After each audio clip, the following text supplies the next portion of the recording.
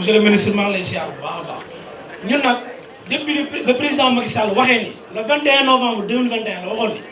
ni nañu jàppale secteur privé yi ñu mën a installer ay centre Fat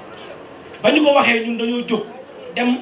jéem a xool lu ñuy def boo déggu leen bu leen déggee ñu fi toog di ngeen dégg société bay seddoo defe naa président Macky Sall waxaat na ko fii ci biir palais la vie chère bi ña nga fa woon tamit lépp lu mus a woote dañuy jóg taal suñu oto def suñu gasoil dem fekke ji loolu parce que Sénégal moo ñu ñor comme ni mu leen ñoree loolu nag ñu ne ci di ci liggéey ànd ci ak waa ki ñuy wax CDC ànd ci ak monsieur Mansour Faye mii nga xamante ne yu bëri bëri moom moo ñu yoromalal bunt yi nii jaar ak soxna sufi bee DG yooyu toog kon suñu ñëwee fii tey dañoo war a ñëw fësal ko xam ni projet boobu président Macky Sall waxoon ña ngi ci yoon wi di ko doxal bay seetlu mu ngi koy jox monsieur le premier ministre liggéey nañ ci ak CDC ba am ci lu mat 4 milliards yu disponible tuuti moom moo ñu dese te fas nañ yéene booy dem campagne incha allah rabi da nga ñëw indi gine ko ba soog a dem kon suñu toogee ñu koy wax parce que loolu moom mooy tax agriculture mën a dem Sénégal amuñu problème de suffisance non amuñu ko sécurité alimentaire la ñu am moom mooy suñu problème te loolu président Macky Sall bu ko waxee ne secteur privé ñoo koy def ñu accompagner leen dañoo jóg pour def ko kon bu ñu toogee fii ñu ko war a wax parce que man maay président régional filière oignon au niveau de nekk secrétaire de relations extérieures au niveau national ci filière oignon xam nañu bu baax a baax li ñuy def ministre bu mu mos a toog ci jamono bi nekk ak léegi bu ñuy waxtaan day joxe concertation bi dañuy ñëw toog wax suñu xam kon bu ñu toogee fii di wax ci secteur économique bi dañuy ñëw toog ci depuis boobu ak léegi 20 heures lañ ñëw toog di la xaar parce que jëmuñoo dem fenn bu doon asamaan seet dañ koy xaar parce que li ñu ñor moom moo la fi andi mooy économie te kenn mënul dem te économie bi demul leneen loolu ko lu ay mën a wax itam te économie demul da ngay wax ba sonn rek tàcc ba sonn dem ko kon dañuy ñëw ñun pour jéem a taawal suñu secteur xam ni seen yi nga xam ne seen tey dañuy mbëkk ci géej gi di dem dañ leen di conseiller pour ñu toog Sénégal parce que Sénégal am na liggéey bu fi nekk te ñun suñu ñoom ñu ñoo ko war a mën a taxaw mais mbag mi di ñoom ñoo ko def parce que ñoom xel lañu mën a jox mais kattan gi koy liggéey ñun ñoo ko dese kon damay woo sama mbokk seen yëpp ñu ñëw dégluwaat bu baax a baax politique bu président Macky Sall parce que nag am na solo nañ ci bàyyi xel liggéey ci pour Sénégal mën a avancer dem ci kanam monsieur le premier ministre Sénégal ma ngi importé soble chaque année presque 150 000 tonnes produit bu ñuy jëlee bitim réew di ko indi Sénégal fii di ko jaay suñu bopp nga dégg ni soble ci ginnaaw demoon na kilo bi à 2000 francs dem ba 1500 te boo ko defee chaque jour mois de juillet août septembre ba novembre prix bi di nga koy jënd dafay cher soo demee ba mois de janvier novembre prix bi dafay daanu léegi nag mooy solution bi dañuy fexe ba li ñuy récolté ñu mën koo denc wut ay jumtukaay yu fa def ñun loolu mooy suñu taxawaay su ko defee Sénégal yow benn nit ci moom danaa jënd kilo soble à 2000 francs 1500 dina mën koo wàññi nga xamante ni kooku dana war a jëfandikoo parce que bu leen fàtte soble ki gën a néew xaalis ci Sénégal moo ko gën a soxla boo ko jëndee amoon 1000 francs soo demee mën nga ci defar soble bu baax mais boo yëngu soble bu seeree ni kilo bi 1000 francs war a jënd nen wala jënd yoo xam ne xaw na donc ñu nekk da nga soxla jëfandikoo day niin loolu moo taxoon ñu ñëw rek ñëw jot na suñu kàddu ñu nuyuwaat ci biir yëpp Cheikh Issa docteur ci lu gàtt rek parce que 3 minutes la ñu wax ci bëggoon xëccoo micro bi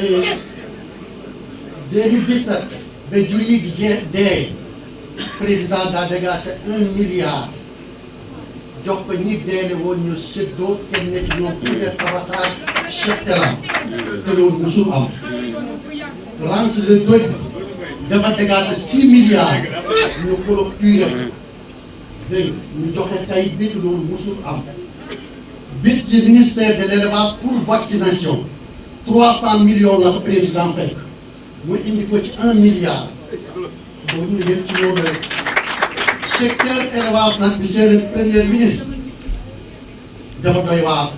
gis nga ñi nga jàkkaarloo ci campagne électorale na nga mën a def na nga lay déglu ndax danañu wax lu noonu ko mën a déglu ci secteur élevage ki taxawoon fii sànq di wax sama cousin boobu borom xam-xam mais waxul dara ci élevage moom mel noonu li des nag mooy ñun dañu lay ñaan bu la yàlla joxe Sénégal nga fekke ba nga am élevage bu ànd ak jamono parce que dafa am élevage am éleveur te élevage wute na ak agriculture lépp looy def ci agriculture dangay jaar ci agriculteur bi mais élevage mën dafa am ay partenaires de vaccination di def ay vaccination tudd lu bari loolu ci élevage bi nga koy def doo tudd éleveur kon éleveurs yi aussi dañoo leen a war a jàppale ay renforcement de capacité. loolu moo tax ma xalaat sama sœur Sophie Diallo dina am mission aussi pour ñun. ma wax la ne beneen bi aussi am nañu ay problème entre éleveur ak agriculteur ñu ci remercier gouverneur bu baax gouverneur suñu ñaan moo nanguwul gis nga ñun fu ñu bugg nga am problème parce que boo ñu defalee lu baax dañuy lay ñaanal na nga fi toog ànd ak ñun te promotion ngeen bugg moo tax léegi cëngañ dëgg waaye nag ñu ngi gërëm aussi équipe bi nga àndal parce que ñoom it wax dëgg yàlla lu ne dañu koy def pour que jàmm am loolu moo tax ñu wax ne décret 268 du 10 mars 1980 nañu actualiser defaraat ko parce que problème bu am entre éleveur ak agriculteur dafa am war a am loi bu leen départagé te gis nga ñii texte la ñu xam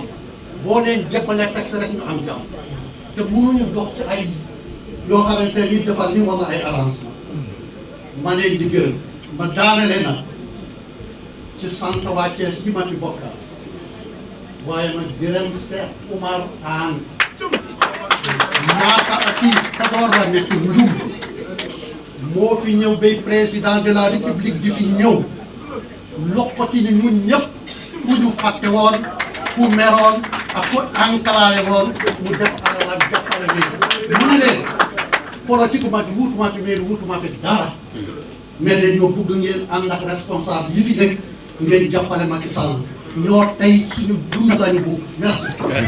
ñu defee xam lu ci transport te war nga dimbali lu seen gisoon ngeen doon suñu kilifa defee xam lu da ngeen noo tere luy daw lu weesu minuit ngeen bàyyi waaye war kay ne yuy daw ba saa bu leen soobee ngeen obligé nuy am ay pièces ngeen bàyyi war kay ne du am pièce du am këyit safar ba koy dawal du am permis du am carte d'identité muy yëpp heure bu ko nekk daw ba asamaan set te ñun fu 11h demi jotee ngeen gaare mayu leen nu dara par automobile bii da ngeen noo waxoon di ngeen ko changé jox nu oto yu bees fa ilaa yawminaa haazaa gisagul ci dara tali yi ci dëkk bi baaxul yokk ngeen gasoil bi fukki yoon ak juróom-ñaar te defalu leen lu benn tarif bu ngeen nu yokkal benn 100 francs te it jàpp nañu ne li nu war ni nit ndax ku jàpp ne amul mbooloo ci région de Thiès boo taxawee sa mbooloo président Pape Diop taxaw ak mbooloo moom nga xam ne yow président Pape Diop mbooloo mi mu am kenn amul ku am ci région de Thiès ndax département Mbour département Tivaouane moom mooy président de groupement région de Thiès pour garas nekk oto di fa dem chauffeur bu am permis am transport en commun wala nga yor poids lourd wala poids léger président Pape Diop mooy sa kilifa loolu nag ñu ngi leen di tàllal loxo yaakaar leen ku yalwaan nag wala ngay sàkku ndimbal doo tay di wax waaye wax nañ ba sonn changé leen suñu oto yi wax nañ ba sonn defaru leen tali yi wax nañ ba sonn dimbali yow la di transport bi ngeen nu am mën a am xaalis ndax bu ngeen teree luy daw lu weesu minuit wàññi suñuy weer saay yokk seen gasoil wàññi suñu porte bagage ba pare bàyyi lu paasu 1980 ba léegi benn paas ngeen ñu defal yokku luñ benn tarif kon ñun gisuñu bopp ci seen gouvernement ndax defaru bu leen dara waaye nag bëgg nañu ànd ak yéen ndax yéen nañ ñu baax ngeen li tax ñu jàpp ne baax ngeen dañ leen a yaakaar nit nag boo ko yaakaar dañ koy wax la la naqari wax ko la nga bëgg bu ko defee mu ëllëgee nga taxaw sant ko waaye nag sant gunu waaye yaakaar nañ dina sant yaa ngi wut nag noo ngi wut yow yaa ngi wut noonu boo gisee président Pape Diop boo fexee ba mu ànd ak yow région de Thiès kenn du ko fa jóg yow wasalaamaaleykum pour ñu jox ko tailleuru Sénégal yi ñu liggéey ci jëriñoo ci war nañ fi njëriñ li première phase bi jàll na mais bañ ko jëlee gis nañu niñ ko taxawalee dañoo mujj dem gis benn dispositif boo xam ne ministre des finances DER ministre de l'éducation nationale ak ministre de l'artisanat ñu xool niñ ko liggéeyee ñu boole ci gouverneur yi dispositif boobu c'était parce que il fallait ñu jël ko def ko forme subvention mais ñu jaarale ko ci DER engagé wu ñu def première phase bi jàll na mais gis nañ ne am nañ problème yu bëri ñu nga xam ne am nañ ko ci boobu léegi man ministre de l'artisanat bi fi nekk toogaatoon nañu xool dispositif bi déjà ñu xool nan lañ koy defaraate xool problème yi ñu ci amoon ci approvisionnement ci tissu yi ci qualité tissu qualité ñaw naka lañ koy acheminer mais liñ ci gën a gis mooy projet bi bu ñu war a multiplier la mais tailleur yi xam ngeen ne projet bi ci gouvernement bi lu jógee mais même ci collectivité territoriale yi maire yi jàppale nañ ci bu bare et am na jéego yu bëri yuñ ci def parce que boo demee ci maire yi dañuy gis maire yi dañoo investir lu bëri pour équiper les tailleurs nga xam ne projet bi dem na ba dafa relever niveau technique niveau de qualification niveau qualité sur le secteur textile muy am ay mais am nañ ci ay jàkkaarloo fi ñu toll nii gis nañ ne blouse yi projet bu njëkk bi man ba may ñëw fekk naa ko fa dem na am na durée de 1 an et demi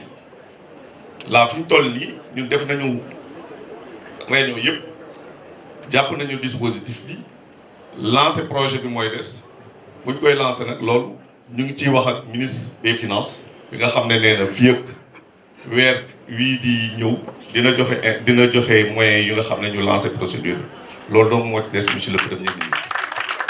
ma leen di ne loolu engagement la bu nga xam ne président jël na ko dinañ ci taxaw mais dinañ leen accompagner tamit accompagner bii pas dañuy ci boole collectivité territoriale parce que accompagnement bi ñu leen defal yéen tailleurs yi mooy boole ci maire yi pour que maire yëpp taxaw ci dispositif boobu parce que école njàngale bi dañ ko décentraliser bu gouvernement bi defee effort il faut que tamit collectivité territoriale yi def effort renforcer artisans yi renforcer encore école bi loolu tamit ci dispositif bu ñu jël bu bees bi nga xam ne dañ ci taxaw pour mu gën a yàgg loolu laa ci bëggoon wax monsieur le premier ministre. vraiment document bi nga xam ne exposé nañ ko fi réponse yi mu war yëpp jël nañ ko en charge sans exception maintenant mu des nan lañ koy defee kañ lañ koy def. pour firndeel leen ci li mu wax léegi nii ci juróomi at yi di ñëw gouvernement bi dina def ci mbay pour ñu am souveraineté alimentaire 1719 milliards waxuma leen 1720 waxuma leen 1718 li ma bëgg a wax à travers ça mooy li nga xam ni seen soxla la seen yitte la seen mbébét la lépp gëstu nañ ko lépp xayma nañ ko lépp aussi xam nañu lan moo koy def xam nañ sax ñan ñoo koy def yàlla dimbali nañu parce que gouvernement bi ni ko président Macky Sall tëggee noonu la ñuy liggéeyee duñ ci dul nag boole xëy na wax ju bari mais li may wax ni commandement territorial bi xam na bu baax li may wax parce que bu leen ne agriculture ñu jëm ci souveraineté alimentaire li ma bëgg wax moom mooy fi suñu agriculture toll am na luñ ci xam défi yi nga xam ne aussi wax ngeen ko fi wala bu ñu leen joxee parole défi yi ngeen di wax vraiment jël nañ ko en charge parce que aussi noonu la gouvernement bi di liggéeyee maintenant mën nañ ci waxtaan nag jël ci xëy na benn exemple wala ñaari exemple mais na ngeen xam ni secteur bu ngeen fi mënti yëkkati li ci war yëpp am na ci loo xam ni gouvernement bi jiitu na leen ci te incha allah dina bokk ci programme bi nga xam ni dinañ ko proposer Sénégalais yi ci juróomi at yi di ñëw bu ci yàlla àndee boo beneen secteur boo mënti yi nga xam ne tudd nañ ko fii léegi transport buñ ko fi waxee léegi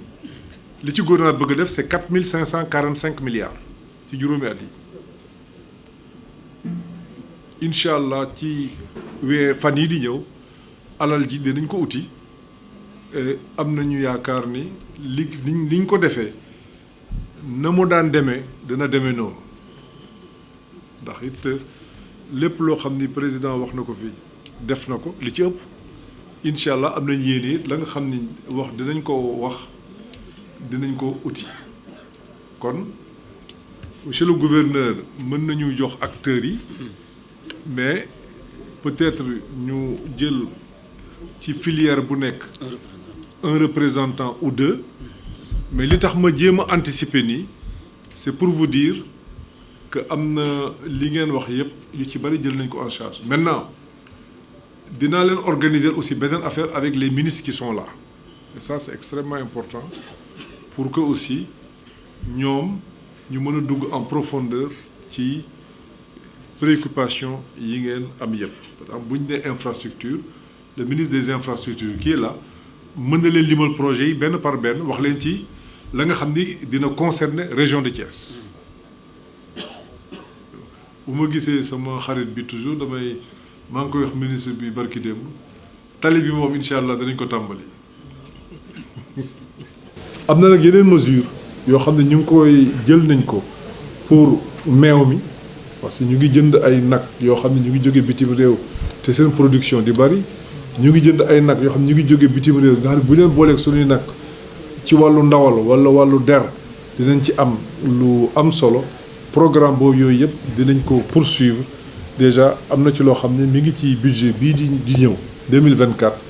donc dinañu wax ak ministre de l'agriculture ministre de l'élevage pour que balaa at bi di jeex mu engagé procédure bi pour que nag yi nga xam dañ ko fiy jënd pour meew ak nag yi nga xam dañ ko fiy jënd pour seen der wala pour ndawal ak yu mel noonu yooyu yëpp il faut que ñu mën ko renforcer mais li nga wax ni renforcement capacité d'accord nañ ci lu ñu war a def la. aviculture effectivement am ngeen problème de financement mais posé ngeen un problème beaucoup plus complexe mooy problème équité dafa mel ni ñu koy séddalee manqué ngeen ay capacité fii incha allah ko bu ñu delloo Ndakaaru dinañ ko xool le plus rapidement pour que muy DER muy FONGIP wala yeneen structures yi ñu tenir compte ci loolu parce que il faut pas que dossier bi njëkk a pare parce que kooku moo ëpp capacité ñu traité dossier boobu dinañu veiller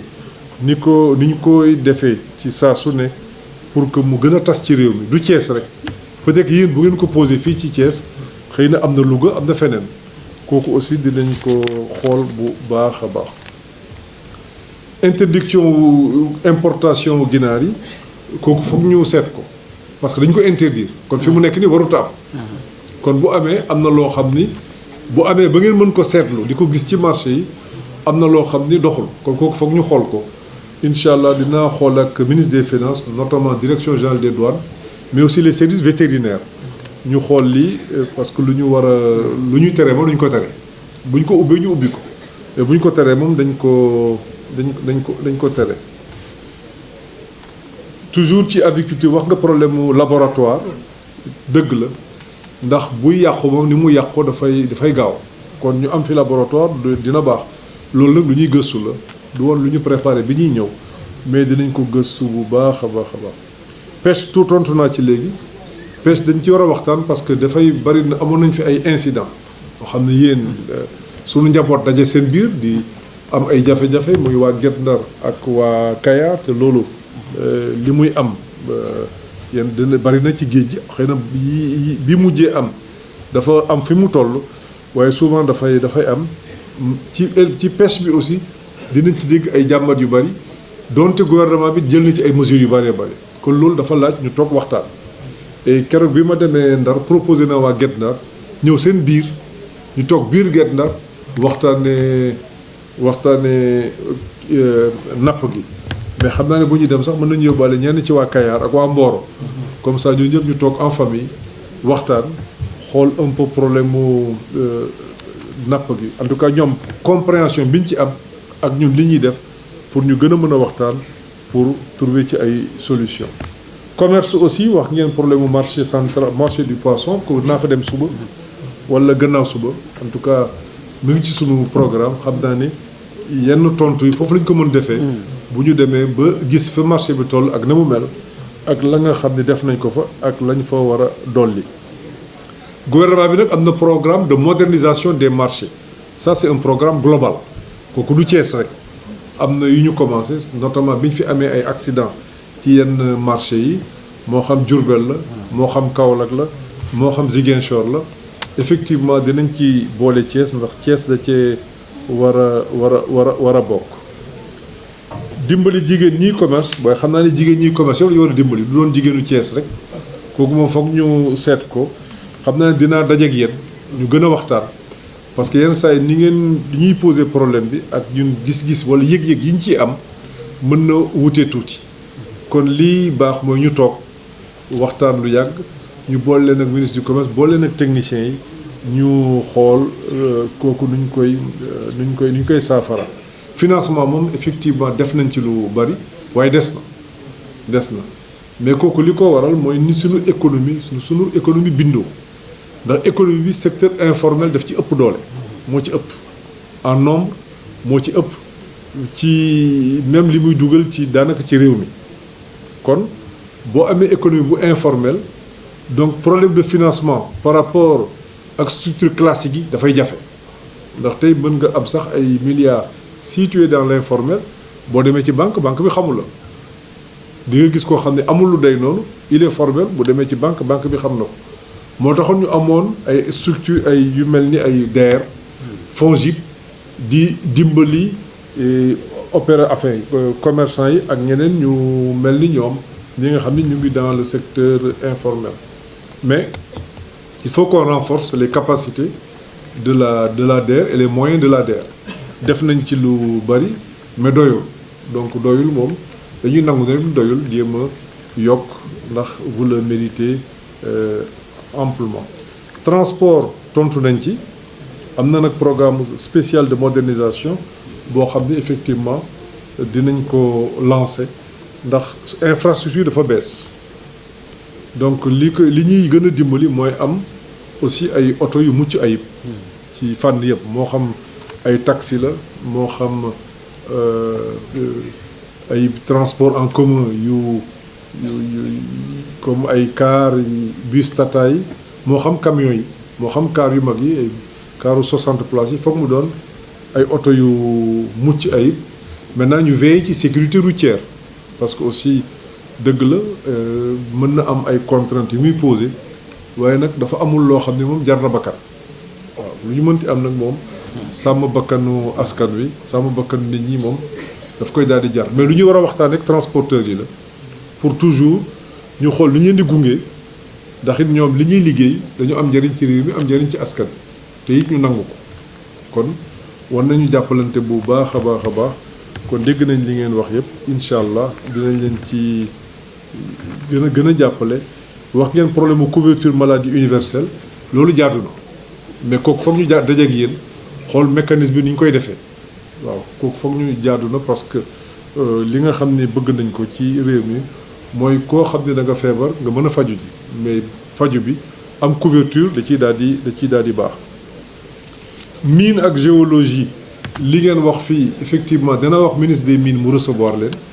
parce que am na ci aspect yoo xam ne ça c'est des aspects techniques waaw ni ngeen ko waxee parce que bu nekkee ñun li ñuy jàpp moom mooy li ñuy fayee ku doyul li ñu jàpp mooy parce que mine mooy li ñëpp bokk bu ñu la nee jëlal suuf si Sénégal yëpp a ko bokk ñëpp ci am wàll ñëpp a bokk suuf si bu nekkee ay ban argile la comme ñaar ñi fi ñëw ñëpp a ko bokk bu nekkee or la wala leneen wala zircon ñëpp a ko bokk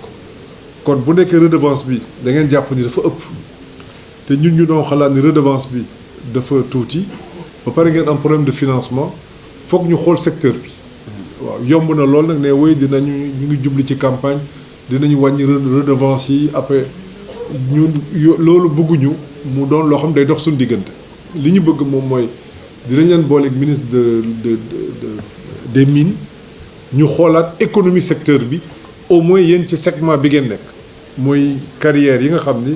amul jafe-jafe tellement muy suuf ak argile ñu xool un peu nañ la mën a dimbale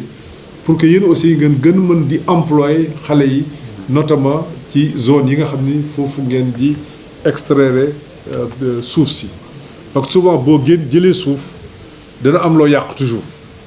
moo waral redevance bi dana am loo yàq loolu yëpp foog ñu xool ko mais pare nañu pour waxtaan ak yéen et incha allah dinaa wax ministre des mines dinaa wax gouverneur mu noté ko ak secrétaire général du gouvernement comme ça bu demee ministre bi dina leen woo du yàgg ngeen waxtaan ñu xool yan amélioration lañ ci mën a andi. Artisanat wax ngeen ay problème mu espace mais fii ci Thiès c'est réglé dans Mbour 4 waaw am na lu ñu leen fa dénkal lu ñu leen fa dencal lu bari pour loo xam ni dina mën a permettre yéen ñëpp segment bi ngeen nekk ngeen mën ci liggéey. Bon kooku xam naa ni ñu ngi ci processus bi ñu nekk pour jéem ko aménager kon fàttewuñ leen maintenant am na lu ñu ci def ci wàllu Zampa mooy fii ci Diamniadio mais ba tey même espace boobu des na lu bëree bëri parce que réew yu moderne yi dañuy dajale toujours yenn ñi bokk métier dañ leen di boole ci benn espace comme ça dinañ mën a dimbalante mën a jàppalante parce que yenn saa yi di nga jënd yow sa bopp machine boo xam ni dina la moderniser mais day ëpp ci yow tandis que machine u diagnostic mécanique xëy na fukki mécanicien mën nañ ko bokk fukki atelier wala ñaar fukki atelier mën nañ ko bokk ndax da ngay ñëw léegi foofu la xam-xam toll dugal sa oto bu ne la fii la oto bi paan boo ko mu amee yow kenn baax na bu nekkee sa taay toll na foofu mais bu nekkee yéen ni ngeen di liggéeyee ak ñi ëpp ci yéen fi ñu toll fexe ba dimbali leen il faut que gouvernement mën na leen ci jàppale ñu boole leen ngeen nekk ci benn espace la nga xam ne mën ngeen ko bokk ngeen bokk ko maintenant ku nekk dem uti ay clients mën a liggéey mais kooku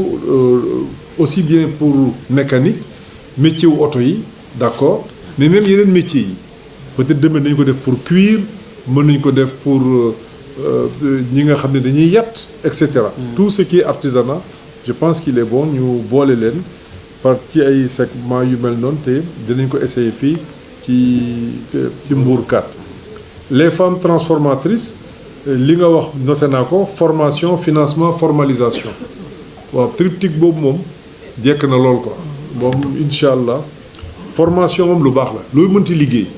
am ci xam-xam ñu la ciy tàggat dafa baax day tax nga mën a ñoŋal li nga xam ni yaa ngi koy am financement yi effectivement DER yéene leen tax a jóg DER c'est le financement des femmes et des jeunes xëy na ñu ngi ci jeunes yi moom mën nañu wax ni mën na doon jigéen ak góor mais DER li ko tax a jóg c'est surtout le financement des femmes mais incha allah xam naa ni tukki bii ñu may defaat dinaa ci boole directrice générale délégué bu DER ñu mën a yenn mbir yi mu mën ci tontu directement. gis naa ni wax ngeen fii problème mu Prodac bi ñu war a def zone ci Noto incha allah ko bu ma delloo Dakar naa ko xool il faut que le gouverneur note ça et le secrétaire général du gouvernement. bajjanu gox yi maa ngi leen di sant bu baax nit ñi war a enrôler en tout cas président Macky Sall def na ci lu bari seede nañ loolu gis nañ ko maintenant nee ngeen am na ñu war a enrôler incha allah dinañu demander gouverneur mu defal ñu rapport bu nekkee lu jaadu la rek je sais que y aura aucun problème ça sera fait mais dans tous les cas maa ngi leen di féliciter ci liggéey bi ngeen di def parce que yéen askan yéen ngeen fi nekkal ndax vraiment yéen a ngi nekk ci proximité yéen ak délégué de quartier yi yéen a bokk daanaka li ngeen di liggéey ci gën di leen appuyer may nuyu aussi délégué de quartier di leen sant bu baax a baax a baax di jeexalee tenue scolaire yi mooy question bi ñu mujjee posé kooku Cheikh Oumar Anne ministre de l'éducation tontu na ci chef de village yi aussi maa ngi leen di nuyu di leen sant di leen gërëm waxtaan wi am na solo lool ndax yéen ñëpp yéen a ngi toog ba waxtu wi ñu leen di masaw wane na ni la nga xam ne dañ ko bokk muy réew mi la nga xam ne dañ ko bokk muy war ko uti ñun ñëpp muy fexe ba koom-koomu réew mi yokku nim ñu soxalee ñun ñi gouvernement yéen ñi nga xam ne opérateur la ngeen noonu leen soxalee incha allah bëgg nañu am ak yéen pacte waaw parce que koom-koom ku nekk ñun afam lu lay intéressé koom-koom bokk na ci li ñu gën a intéressé waaw te jàpp nañ ni aussi boo amul koom-koom buy dox ci réew daanaka réew mu du mën taxaw ci fi àdduna toll moom foog koom-koom bi ñu mën ci dox ni ma gisee ngeen daal ngeen toogee ko fi taxawee ko fi bëgg a wax yéen ñëpp défendre seeni position li ngeen leen yitteel mooy na baax loolu ñun ñoo ko bokk ni ngeen bëggee mu baax ñun noonu lañu bëggee mu baax kon bëgg nañu jàppante ak yéen ànd ak yéen liggéey bi ngeen di def ñu def ci lu ñu mën en tant que gouvernement pour que liggéey bi mën a dox yéen it en tant que citoyen mais aussi en tant qu'opérateur gouvernement war na leen a taxaw war na leen a dimbali war na leen a xàllal yoon pour que ku ci nekk at boo jàll doon at bi gën at bi nga weesu ndax loolu moom mooy réew muy jëm kanam loolu mooy réew mi dox ñu leen di sant bu baax di leen gërëm ci loolu lañ leen di woo kon ñu leen di tàllal loxo ni ngeen ñu tàllal loxo am yéene liggéey ak yéen ci loolu ci ni ngeen ko waxee ma leen di sant di leen gërëm jërëjëf. Monsieur le Président de la Chambre des métiers, Mesdames et Messieurs, chers participants, Monsieur le Premier ministre, au nom de toutes les populations de la région de Thiès, nous vous souhaitons la bienvenue dans cette auguste salle qui, il y a de cela quelques mois, a abrité l'important conseil présidentiel sur le développement territorial de la région sous la présidence de son Excellence M. Macky Sall, le président de la République du Sénégal. En votre présence, en votre qualité de Premier ministre de la République du Sénégal, en présence aussi de beaucoup de ministres ici présents. Aujourd'hui, Monsieur le Premier ministre, vous êtes revenu ici à Thiès, capitale du rail, benn dëkk ñaari gaar, et que Monsieur le Président de la République veut faire benn dëkk ñetti gaar. Monsieur le Premier ministre, Thiès s'honore de vous revoir pour dialoguer, échanger avec vous sur son tissu économique. Nous avons choisi, sous votre éclairage, sous vos instructions, parce que le tissu économique de la région de Thiès est très vaste, mais nous en avons choisi 7 secteurs. Le secteur agricole, le secteur de l'élevage, le secteur de la pêche, le secteur de l'artisanat, le secteur du commerce, le secteur des mines et géologie, le secteur du transport dans ses différents volets, routier, ferroviaire, maritime, aéroportuaire. Nous avons choisi aussi comme autre secteur le tourisme, qui va certainement être débattu à Thiès de manière beaucoup plus large et approfondie. Monsieur le Premier ministre, avec votre permission, nous avions préparé un rapport introductif qui sera tout à l'heure présenté par le directeur de l'ARD, l'Agence régionale de développement. C'est un travail collégial qui a été confectionné par l'équipe restreinte qui a vu même à proposer le rapport introductif que nous avions présenté devant le chef de l'État en ce qui concerne le développement économique et social de la région. Mais avant cela, certainement, il y a un déroulé. Nous avions, sous vos instructions, invité Monsieur le maire de la ville, mais aussi l'ensemble des autres maires de la région. Parce qu'il s'agit ici donc d'un débat économique. Nous avions aussi invité tous les présidents de conseil départemental. Il y a le président du conseil départemental de Thiès qui va parler à leur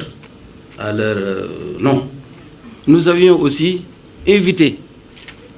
les chefs de village. Parce que le président de la République tient beaucoup aux chefs de village. Récemment, il a même mis à leur disposition pour chaque région un véhicule tout-terrain pour leur permettre de jouer leur rôle sur le plan économique et social du Sénégal. Nous les avons invités. Nous avons même invité les délégués de quartier. Nous avons invité vraiment tout un ensemble d'acteurs qui pourront ici peut-être vous dire leurs préoccupations par rapport donc au développement économique de la région. Voilà, Monsieur le Premier ministre, ce que je voulais dire en guise d'introduction et avoir l'honneur de vous passer la parole. En faveur d'un réaménagement du gouvernement, le président de la République a souhaité que le gouvernement soit un gouvernement de contact, soit au contact des populations. C'est pour cela que nous étions là il y a quelques mois avec des engagements. Nous étions là aussi pour voir des travaux qui étaient en cours. Et aujourd'hui, je suis revenu avec certains membres du gouvernement pour apprécier,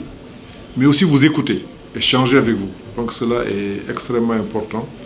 Je pense qu'en vous écoutant, on peut toujours donner un certain nombre d'informations, mais aussi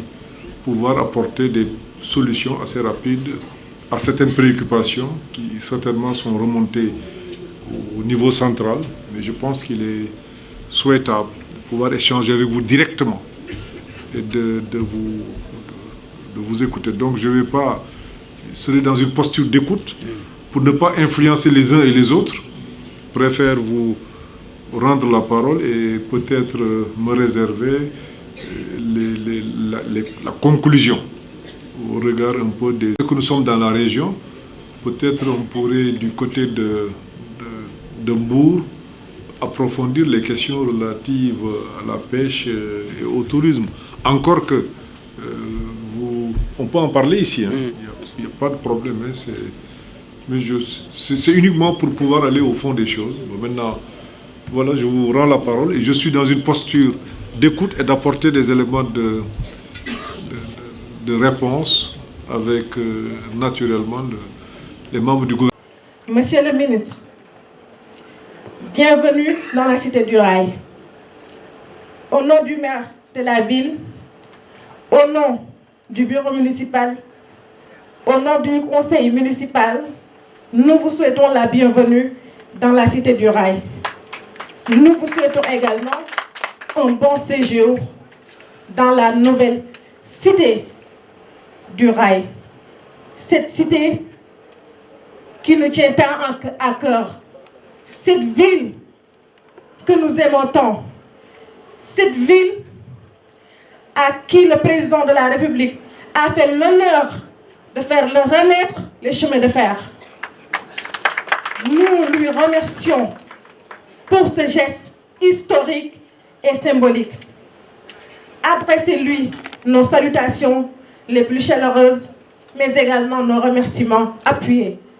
Bon séjour, monsieur le maire. Bon séjour, chers membres du gouvernement. Bon retour, chers invités. Bienvenue. Et l'accueil de cet après-midi en atteste. Les populations de Thiès nous ont accueillis avec le cœur. Nous vous souhaitons permettre, au nom de mes collègues présidents du conseil départemental, au nom de tous les maires du département et de la région de Thiès, vous souhaitez la bienvenue. Et vous souhaitez aussi un bon séjour parmi nous dans le département de Thiès. Nous sommes dans un cadre de CRD. Ça ne nous permettrait pas de faire un écart dans le domaine politique. Mais ayant eu l'occasion de travailler avec vous, moi en tant que DG de la Poste, vous en tant que ministre des Finances, je sais, je peux attester, je peux témoigner de vos qualités que vous réunissez. Donc vous êtes le bon profil pour le Sénégal et je pense que le gouvernement est en de bonnes mains.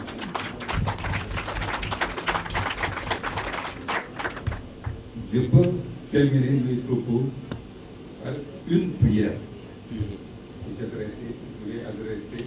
à Allah subhanahu wa ta'ala, qui est le maître des destins des hommes. Et je vais prier le bon Dieu subhanahu wa ta'ala, comme il l'a dit dans le Coran, pour qu'il moule comme un tachao, et lui apporte le pouvoir. Tendre mes mains pour souhaiter que le bon Dieu nous apporte le pouvoir. Au soir du 25 février 2024. Merci beaucoup, je n'avais rien préparé. le gouverneur va dire, donc vraiment, mon souhait, c'est une prière ardente, très forte,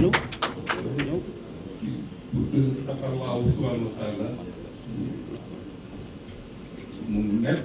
à la tête du Sénégal au soir du 25 février. Donc à la suite d'une élection,